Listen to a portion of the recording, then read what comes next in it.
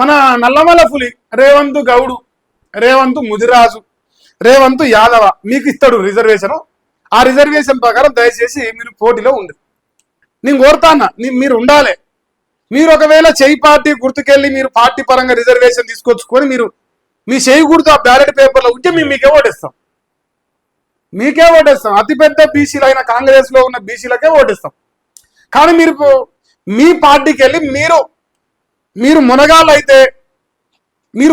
అయితే నిజంగా మీకు దమ్మున్న మొగోళ్ళు అయితే రేవంత్ రెడ్డి గల్లా బట్టి మేము బీసీ ఎస్సీ ఎస్సీలం లేకపోతే ఎవరు రాను అని చెప్పేసి గల్లా బట్టి అడుకొచ్చుకొని మీరు పార్టీ పరంగా నిజం తెచ్చుకోండి. ఎందుకంటే ఒక బీసీ బిడ్డకు డీసీసీ పదవిస్తే ఓవరైన సన్నాసి నా కొడుకులు ఇలా మేము అతిపెద్ద బీసీలం అని చెప్పుకొదిరిగే దొంగలు.